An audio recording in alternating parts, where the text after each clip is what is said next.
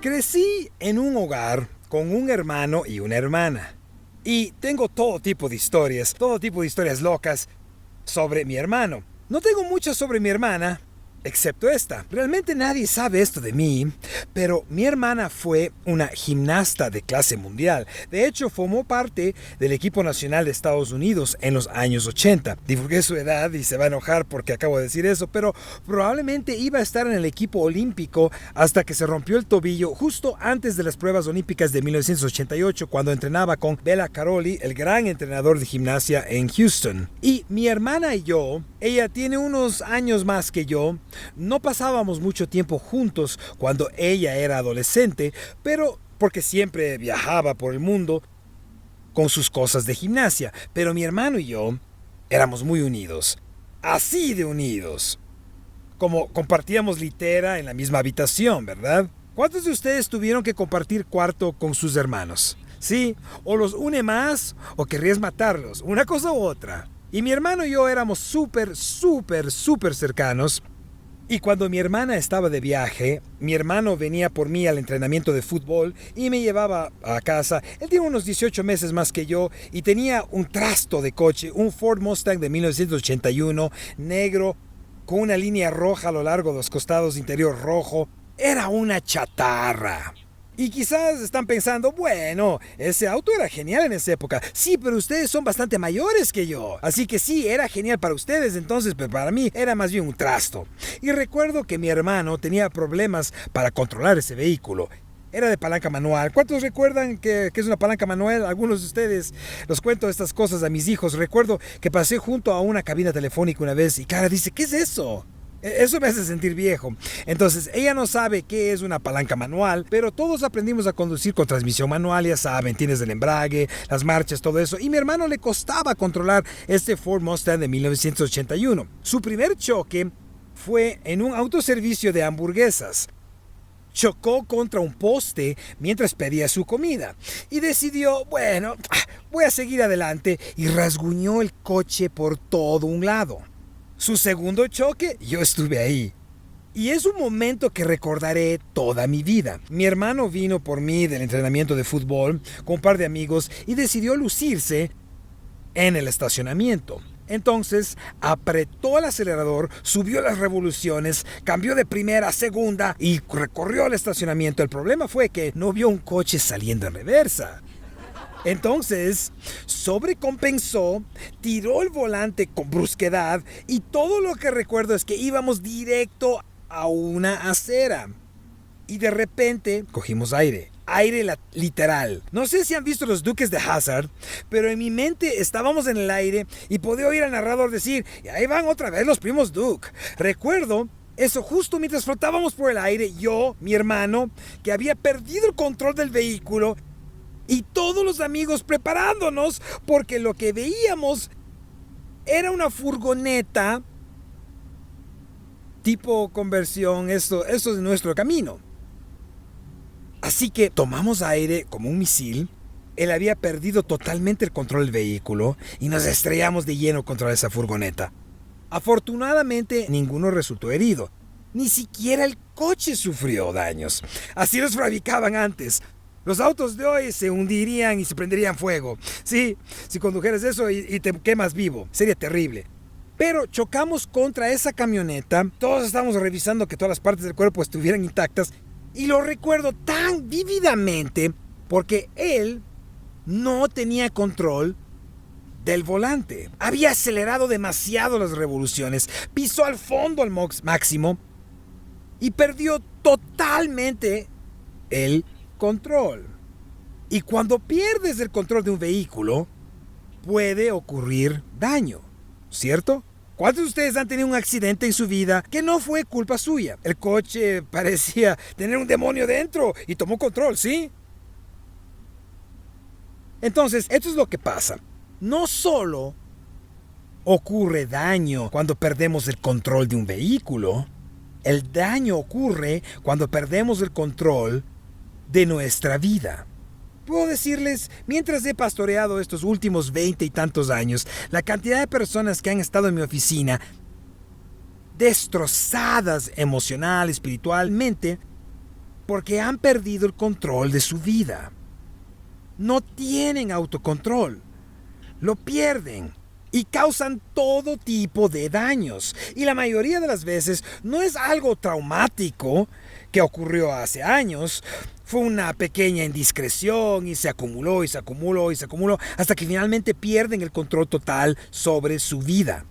Ahora, la Biblia habla mucho sobre el autocontrol. De hecho, si miras el Nuevo Testamento, mira esto, Hechos 24-25, y le hablaba de justicia, de templanza. Este es Pablo hablándole a Félix, un funcionario. Le está hablando sobre la justicia y el autocontrol, diciendo que el autocontrol, control sobre tu vida, es importante. Segunda de Pedro, por lo cual poniendo toda diligencia. Y sigue la lista hasta llegar al dominio propio. Y primera de Timoteo, Pablo le escribe a un pastor joven y dice, ejerce autocontrol. En realidad, aquí se refiere a los ancianos. Está diciendo que debe ser sobrio o tener autocontrol. Y todos conocemos este famoso pasaje. El fruto del Espíritu es amor, gozo, paz, paciencia, bondad, benignidad, fe, mansedumbre y autocontrol. Ahora, ¿por qué el autocontrol estaría al final? Bueno, el autocontrol está al final porque es el fundamento que sostiene a todos los demás. El amor se convierte en posesividad. Sin autocontrol, la paz se vuelve pacifismo. Rebobinemos. Pasividad, quise decir. No puedo pronunciar bien esa palabra. Eso hubiera sido un momento poderoso e impactante justo ahí. Los tenía al borde del asiento pensando qué iba a decir y yo lo arruiné. Perdón. El gozo puede convertirse en autocomplacencia. Sin autocontrol, una buena vida puede convertirse en un momento desastroso. Y el libro de Proverbios está lleno de sabiduría sobre cómo vivir con disciplina y autodominio. En realidad, para el escritor de Proverbios, hemos estado leyendo Proverbios todo el verano, vivir con sabiduría es, de hecho, tener autocontrol en cada situación. Y eso es difícil en nuestra cultura moderna, contemporánea, donde todo está al alcance de nuestras manos, donde podemos escondernos tras nuestros teclados y decir lo que querramos. Es difícil tener autocontrol. Solo piensen en nuestro mundo actual. Tenemos la indulgencia que dice que si vemos algo lo tomamos sin pensarlo. Tenemos un sentido de derecho que dice que tenemos el derecho de tomarlo. Y tenemos impulsividad. No solo tengo derecho a tomarlo, sino que puedo hacerlo en el momento que se me antoje, sin importar las consecuencias. Así que en una época en la que sabemos que Dios llama a su pueblo a destacarse, debemos vivir con autocontrol. ¿Y cómo podemos hacerlo? Pues el escritor de Proverbios dice lo siguiente. Mira esto. El principio de la sabiduría es el temor de Jehová. Los insensatos desprecian la sabiduría y la enseñanza. El que ama la instrucción ama la sabiduría. Mas el que aborrece la reprensión es ignorante. Pobreza y vergüenza tendrá el que menosprecia el consejo. Hoy en día la gente dice, puedes vivir como quieras, decir lo que quieras, hacer lo que quieras. El cristianismo bíblico dice, no. Debes tener disciplina. Y si piensas que esto es solo retórica del Antiguo Testamento, piénsalo de nuevo, porque Jesús mismo nos dice, el que no toma su cruz y sigue en pos de mí, no es digno de mí. ¿Qué significa tomar la cruz diariamente? Disciplina. Autocontrol. La disciplina es el otro concepto clave de autocontrol. ¿Sobre qué debemos dominar nuestro autocontrol? Hoy veremos 3 áreas: nuestras emociones, nuestros impulsos y nuestros apetitos. Nuestros sentimientos, nuestros impulsos y nuestros apetitos. Así que entremos en materia. Gestionar nuestras emociones. Proverbios es claro. Si no controlamos nuestras emociones, corremos el riesgo de destrucción. Mire este versículo en Proverbios. Dice, el hombre falto de cordura será aborrecido, se manifiesta sin dominio.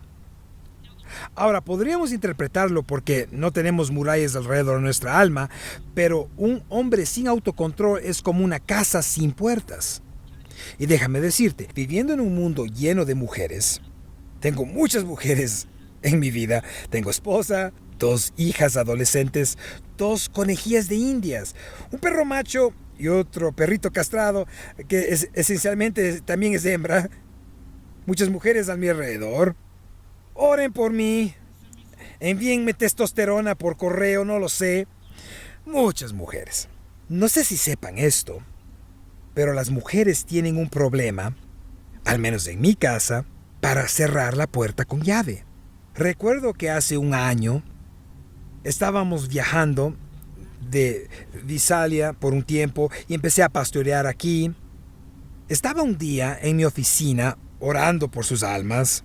Estaba sentado y vi que Rachel salió y Clara, todos, y me llega una notificación. La puerta principal está abierta. Ya no había nadie en casa y la puerta estaba abierta. En mi mente pensé, al volver habrá mapaches en la cocina, serpientes por todas partes. Un extraño o un sin techo sentado en el sofá diciendo, ¿qué onda? Estaba aterrorizado.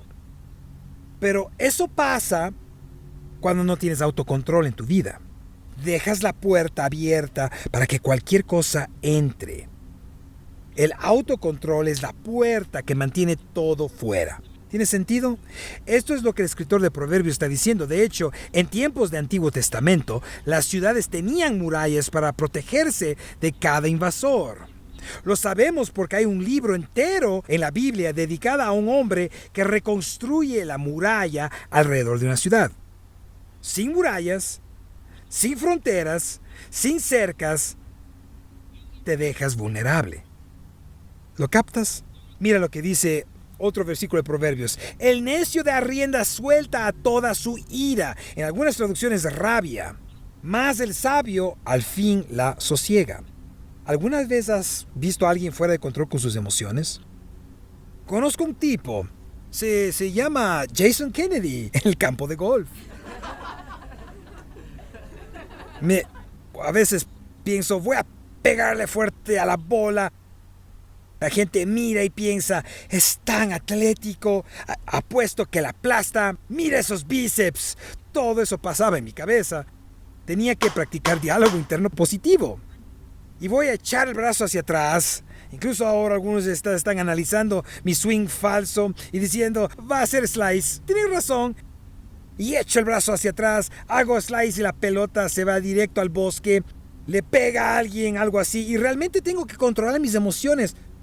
Porque lo que me dice la cabeza es, rompe ese palo de golf contra el carrito. Esto es una tontería, lo odio, me enojo, me pongo furioso, ¿verdad? ¿Alguna vez has conocido a alguien así que es perpetuamente así en la vida? ¿No cortas el césped como a ellos les gusta y pierden la cabeza contigo? He estado en la iglesia por mucho tiempo y he estado en equipos de softball de iglesia antes. ¿Alguna vez han jugado en un equipo de softball de iglesia? Es como jugar softball con los ángeles del diablo. Se enojan, tiran cosas, gritan. La Biblia dice, el necio da rienda suelta a todo su espíritu, mas el sabio al fin la sosiega. Te conviertes en el Hulk de pronto. El necio da rienda suelta a toda su ira, mas el sabio al fin la sosiega. Fuimos mandados a controlar nuestras emociones y luego el hombre iracundo hace locuras. Ok, historia personal, story time. Este dedo de aquí tiene un moretón permanente, ¿saben por qué? Porque generalmente trato de arreglar cosas sin las herramientas adecuadas. ¿Cuántos han hecho eso alguna vez? Como clavar un clavo con tu zapato. Sí. Un día era pastor de jóvenes y estaba arreglando una canasta de baloncesto y me estaba enojando. Estaba en la escalera sujetándola, intentando arreglarla y estaba perdiendo la paciencia. Cada vez más y más enojado, cegándome por la ira. No veía el tornillo correcto y entonces, como no tenía la herramienta adecuada y no estaba prestando atención por estar furioso, la cosa se resbala y la canasta se cierra con fuerza contra el poste y explota sobre mí. Y camino hacia la oficina de mi pastor con la uña colgando y sangre chorreando por mi mano diciendo, creo que necesito ir al hospital. Esto fue hace 25 años. Y todavía tengo el moretón. El hombre iracundo hace locuras. Y algunos de ustedes dirán, así es, el hombre iracundo actúa como necio. Pero no es solo para los hombres, una persona impulsiva actúa como un necio. Y el hombre de malos designios será aborrecido. Así que estamos llamados, estamos mandados a controlar nuestras emociones. Ahora, escuchen esto. Está bien tener emociones. Creo que Dios nos dio esas emociones, ¿verdad? Está bien enojarse o frustrarse. Está bien sentirse molesto cuando tu hija rompe su celular o cuando no recibes ese ascenso o cuando pierdes tu trabajo. Está bien estar molesto por esas cosas. Pero nunca debemos ser gobernados por esas emociones. Y creo en el clima moderno actual, estamos gobernados por nuestras emociones. Pablo lo dice de esta manera en Efesios. Airaos, pero no pequéis. No se ponga el sol sobre vuestro enojo. Entonces Rachel y yo somos humanos. No sé si lo sabían, pero tenemos discusiones porque ella no está de acuerdo conmigo. Esas son la mayoría de nuestras discusiones, de verdad. Esa es la causa principal. De nuevo, llego a la casa y le pregunto, ¿qué te pareció el sermón? Y ella dice, estuvo bien. Y es el tono de su voz. Yo digo, ¿cómo que bien? Fue el mejor que he predicado en mi vida. Y discutimos porque ella no las ve como yo. Llevo 22 años entrenando a esta mujer para que vea las cosas como yo. Pero cada vez que discutimos, es imposible para nosotros acostarnos y dormir uno al lado del otro sin resolverlo. Ese es el consejo matrimonial básico. No te haces ningún favor si te vas a dormir enojado y llevas ese enojo al siguiente día y al siguiente y al siguiente. Así que Pablo dice que está bien mostrar tus emociones, está bien enojarse, solo asegúrate de no caer en una ira pecaminosa. ¿Tiene sentido? Así que estamos llamados a manejar nuestras emociones y es difícil porque tienen que ser entrenadas. Quieren correr libres. Entonces, ¿cómo entrenamos nuestras emociones? Esto es como escuela dominical básica. ¿Listos? Pausa, ora y practica el amor. Pausa, ora y practica el amor. Ha habido momentos en los que yo estoy muy enojado con mis hijas. Son perfectas, son maravillosas, tengo buenas hijas, de verdad son excelentes, pero los niños son niños y sus cerebros no están completamente desarrollados y hacen tonterías. Y Rachel es mucho mejor en esto. Yo todavía me estoy entrenando, pero hay momentos como cuando ella me llama y dice, está pasando esto, tienes que lidiar con eso, tenemos que hablar con ellas. Y mi respuesta es, estoy manejando de regreso a casa lo más rápido que pueda y voy a descargar toda mi ira sobre esas niñas. ¿Quién dice amén? Para hacerme sentir mejor sobre mi vida, sí.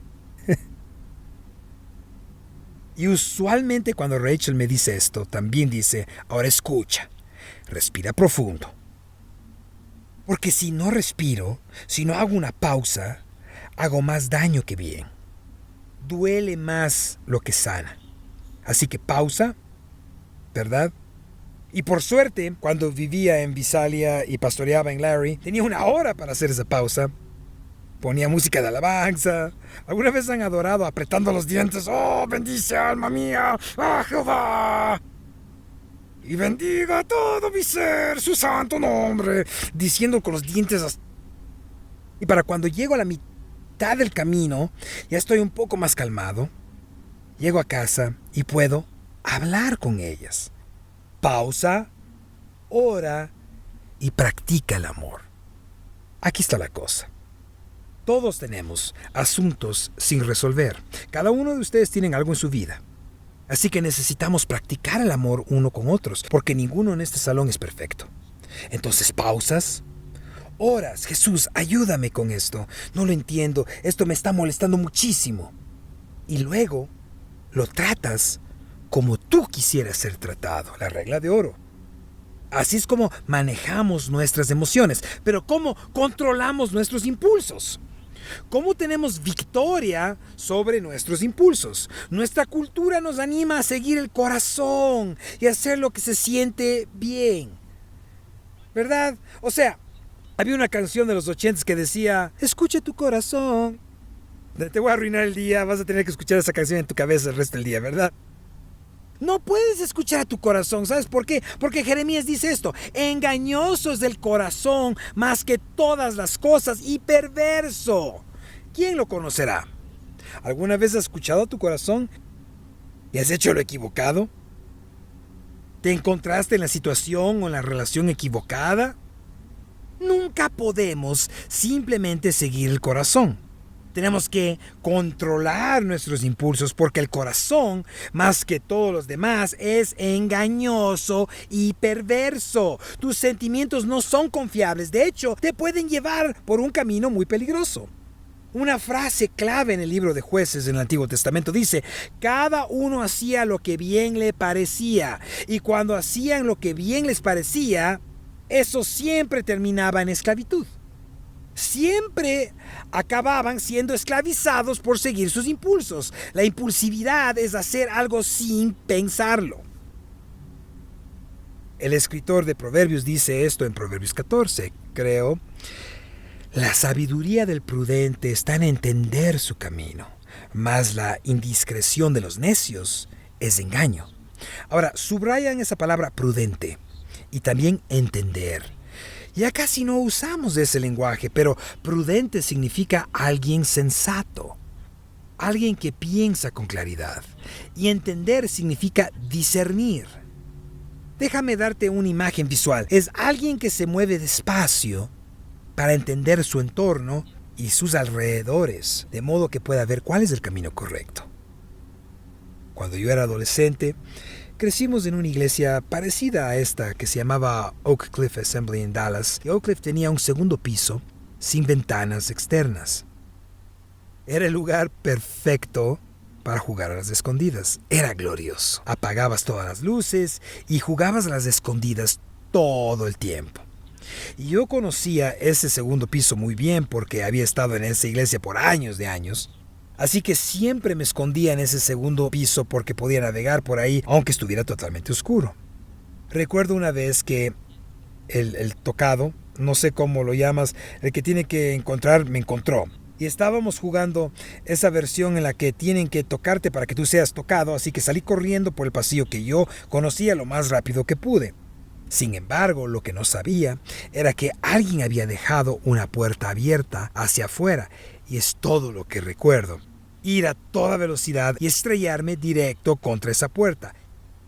Eso es lo que significa, es lo que parece actuar por impulso. Vas corriendo por un camino sin darte cuenta del peligro que está justo al frente. Prudente significa alguien sensato y discernir es alguien que entiende. ¿Por qué actuar por impulso puede ser tan perjudicial? Mira esto, a veces actuamos antes de pensar. Actuamos antes de pensar. ¿Cuántas veces he hecho yo eso? Ay, Dios mío. El peor error como padre, creo que lo compartí con ustedes hace unas semanas, el peor fue cuando Clara derramó básicamente un galón de pintura sobre la alfombra. Y perdí la cabeza. Ella tenía 10 años. Yo tenía 30 y algo. Quizás 40. Y perdí el control. Actué antes de pensar. Hablé antes de escuchar. Te garantizo, Clara está en el campamento este fin de semana, pero te garantizo que si la llamara ahora mismo y dijera cubo de pintura en la alfombra, entraría en un escalofrío de cuerpo entero, ¿verdad? Y luego nos comprometemos antes de considerar. Esto es un poco más gracioso porque vivimos en una familia pastoral y tienen que entender algo. Yo no manejo nuestro calendario, mi esposa lo maneja. Y muchas veces alguien se me acerca y me dice, oye, puedes hacer esto, puedes ir acá, puedes hacer tal cosa. Y hubo una vez cuando pastoreaba en Decatur, Alabama, Rachel es doctora, algunos de ustedes lo saben, otros no. No le pregunten cosas médicas, pero bueno. Ella, encantada de ayudar, pues solo asegúrense en pagar la consulta. Así que esta persona se acerca y me dice, oye, tu esposa podría dar una presentación en una conferencia médica. Y yo digo, claro que sí. ¿Y sabes por qué? Porque yo soy un orador público, esto es lo que hago para vivir, para mí es fácil. ¿Has visto a Rachel con un micrófono en la mano muchas veces? No, no es fácil para ella. Es trabajo duro. Así que llego a casa y le digo, oye, vas a hacer esta presentación frente a unas 3,000 personas. Y ella dice, ¿Qué me estás haciendo? ¿Por qué me comprometes con eso? Ni siquiera pudiste preguntarme. Yo digo, todo va a estar bien. Y lo hizo un gran trabajo. Pero recuerdo tan vívidamente como mientras ella presentaba, sus manos temblaban. Era un médico nuevo, llevaba tal vez 1 año fuera de residencia, quizás aún estaba en la residencia cuando hizo eso. Y estaba completamente aterrada. Terminamos y ella me mira y dice, te amo, pero no vuelvas a hacerme eso nunca. Así que aprendí que necesito considerar antes de comprometerme. Pero tenemos todos estos problemas porque somos impulsivos. Y somos impulsivos principalmente porque queremos agradar a la gente. Tenemos una imagen que proteger. Somos impulsivos porque así es como está configurada nuestra cultura. Pero tenemos que considerar esto, considéralo.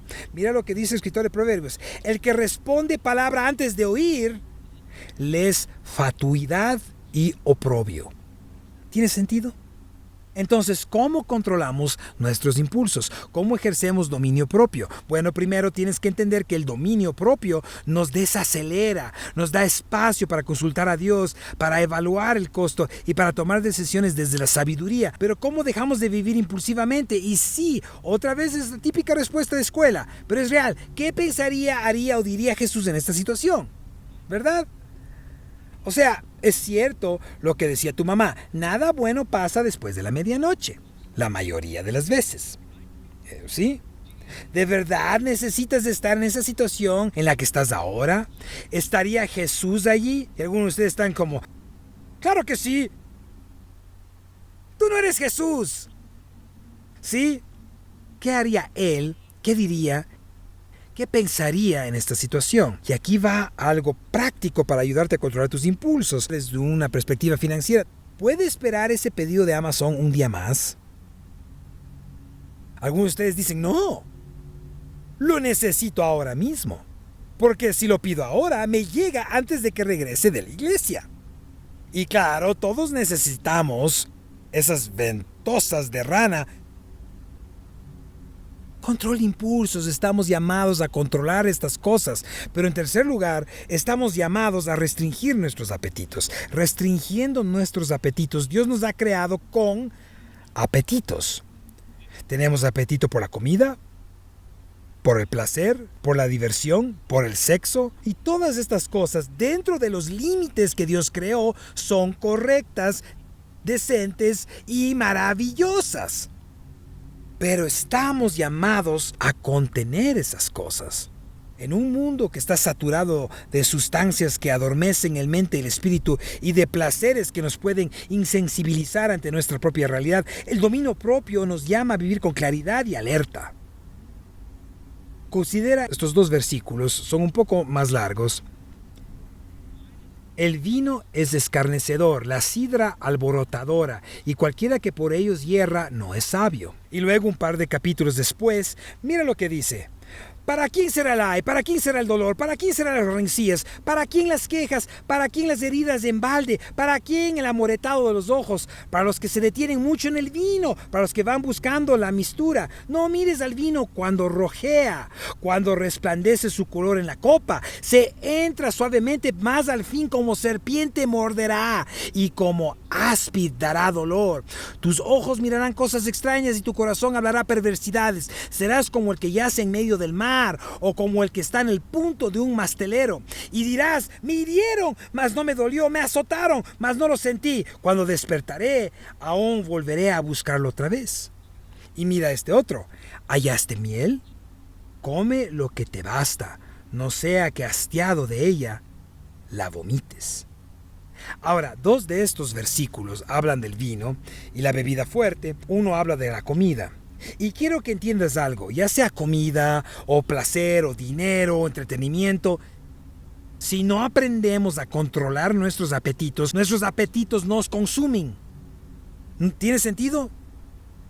¿Con qué frecuencia hacemos cosas para adormecer nuestra realidad?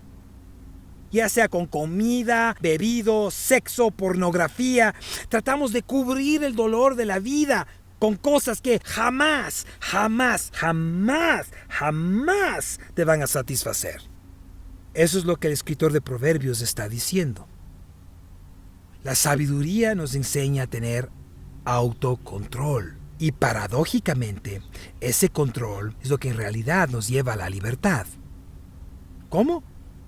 Bueno, eres libre de la preocupación y la culpa. Cuando actúas impulsivamente, y algunos de ustedes entienden estos versículos mejor que nadie, porque han estado bajo el engaño de las drogas, del alcohol o de lo que sea, y a veces te despiertas en las mañanas y dices: no sé qué acabo de hacer.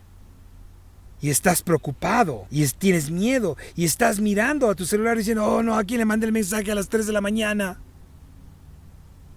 Cuando tú refrenas esas cosas y pones dominio propio sobre ellas, eso es libertad. Es libertad.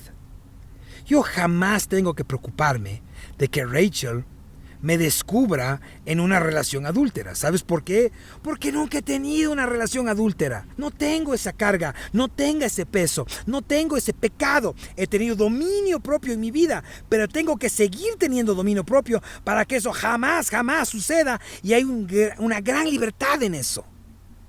¿Ves? El engaño del pecado es que si cedes al pecado, eso es libertad total. Pero en realidad, refrenarse del pecado, tener control sobre tu vida, esa es la libertad más grande de todas. ¿Cómo desarrollo dominio propio en mi vida? No es fácil. Es bastante difícil y casi imposible sin la ayuda sobrenatural del Espíritu Santo. Mira lo que dice Pedro. Eso es lo que dice. Lo vimos al principio. Poniendo toda diligencia por esto mismo. Lo que significa es que no solo te sientas ahí y dices: bueno, el Espíritu Santo se encarga de esto, yo no voy a pelear esta batalla, Él la va a resolver todo y yo no tengo dominio propio. No. Pon toda diligencia para tener dominio propio y el Espíritu te va a ayudar en el camino. Tito también dice esto: porque la gracia de Dios se ha manifestado para salvación a todos los hombres, enseñándonos que renunciando a la impiedad y a los deseos mundanos, nos entrena.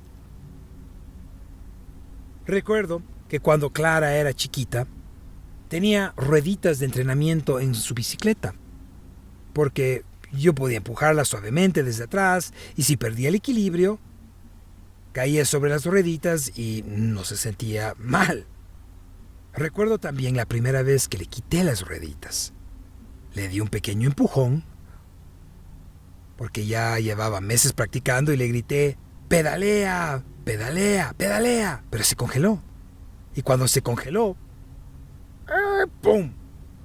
Y se levanta llorando y me dice: ¿por qué me hiciste eso? Y yo no te lo hice. No estabas escuchando. Y así pasa con nosotros espiritualmente.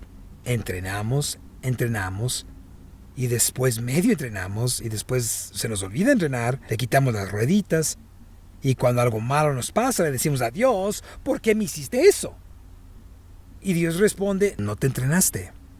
Pero tienes que permitir que el Espíritu Santo traiga ese control. El dominio propio no se trata simplemente de fuerza de voluntad, sino del poder del Espíritu.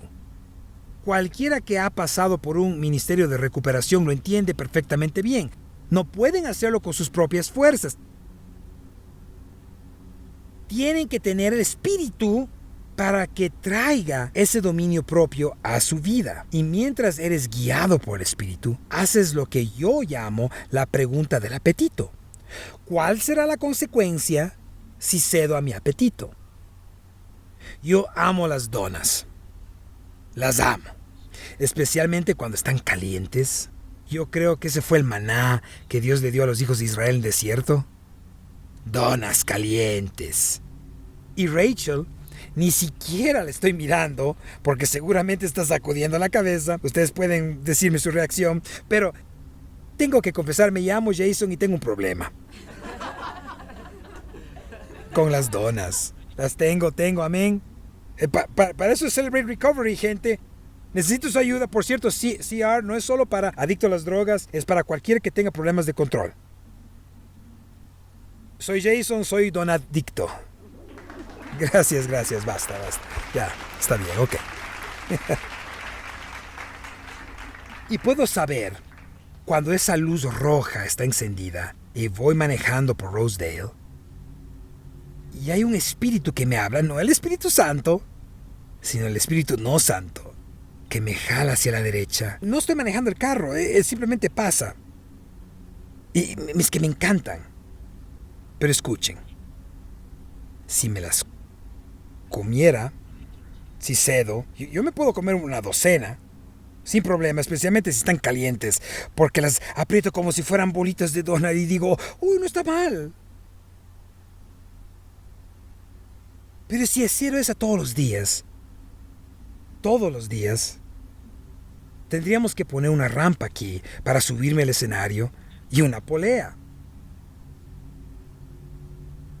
Muchas veces lo que pasa con el dominio propio es que nunca pensamos en las consecuencias. Yo lo sé porque he aconsejado montones de personas sentadas en mi oficina con un matrimonio destrozado, porque nunca pensaron en las consecuencias de haber salido de su relación. El enemigo te pone algo brillante delante y te dice, está bien, esto no te va a hacer daño, esto es el cuento de hadas. Y caemos en la mentira. Y nunca pensamos en las consecuencias que tienen nuestras familias, la consecuencia que tiene en nuestra cuenta bancaria, la consecuencia que tiene en nuestra condición espiritual. Y no estoy hablando solo de una cosa en particular, estoy hablando de todo. Cuando cedemos al placer no santo, fuera del marco que Dios diseñó, siempre habrá una consecuencia. La Biblia lo dice así: sabed que vuestro pecado os alcanzará. Así que tenemos que hacernos la pregunta: ¿cuál será la consecuencia? Ahí es donde comienza el control. Cuando empiezas a visualizar y pensar en lo que viene después. Y si estás siendo guiado por el Espíritu, Él mismo te lo va a mostrar. Déjame llevarte de regreso a este pasaje final. De hecho, con esto termino. Como ciudad derribada y sin muro es el hombre cuyo espíritu no tiene rienda. El dominio propio es una muralla de protección, una marca de madurez, un fruto de intimidad con Dios. Protege nuestras emociones, nuestras decisiones, nuestra salud y nuestro testimonio.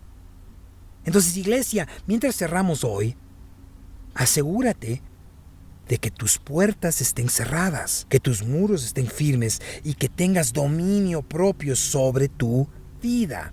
Es lo que Dios te ha mandado hacer. Y cuando lo haces, traes gloria a Dios. Oremos juntos. Padre, te doy gracias. Tú eres tan bueno con nosotros. Gracias por darnos estas advertencias. por darnos esas barreras de protección. Gracias, Dios, porque nos has dado la capacidad de tener dominio propio. Padre, necesitamos tu ayuda. Yo necesito tu ayuda. Que tu espíritu venga sobre mí, se mueva a través de mí, viva en mí, para que los muros nunca se derriben y para que siempre tenga dominio propio en mi vida, para que un día pueda escucharte a ti, bien, buen, siervo y fiel. Con rostros inclinados, ojos cerrados, nadie mirando alrededor. Tal vez tú has venido hoy por primera vez, o número 50, números 500. Tal vez este ha sido tu hogar espiritual, tu iglesia, pero nunca has confiado en Cristo por el perdón de tus pecados. Ese es el primer paso. Nunca vas a tener dominio propio si Él no es el Señor de tu vida. ¿Sabes qué significa Señor? Significa que tú te arrodillas ante Él, que Él está en control y tú no. Y tal vez tú nunca has confiado en Cristo como tu Salvador y Señor. La buena noticia del Evangelio es esta. Él es fiel y justo para perdonar nuestros pecados. Fiel porque lo hace una y otra vez. Justo porque tiene que hacerlo. Él no se retracta de su palabra. Así que si ese eres tú y quieres unirte conmigo en una oración hoy, ¿podrías levantar tu mano? Por un momento, no te voy a exhibir, ¿sí? No te voy a avergonzar, sí. Sí, yo veo esa mano, sí. Iglesia, oremos juntos. Todo comienza con una confesión delante de Él. Él es nuestro gran sumo sacerdote. Repite conmigo: Señor Jesús, soy pecador. Necesito que cambies mi vida. Puedes cambiar mi vida. Creo que moriste y resucitaste por mí. Y porque hiciste eso, tú me harás una nueva criatura. Cámbiame, transfórmame y hazme nuevo. En tu nombre. Amén y amén. Si tú oraste esta oración de todo corazón, cuando cerremos el servicio vamos a tener un equipo de oración aquí al frente. Si tú eres parte del equipo de oración, puedes ir viniendo. Si tú oraste esta oración hace un momento, te animo, conéctate con alguien aquí adentro o acércate a la mesa de bienvenida y pide una tarjeta Nuevo Comienzo, porque la confesión no es la meta final, es el punto de partida. Recibimos de nuevo a Pastor Trent.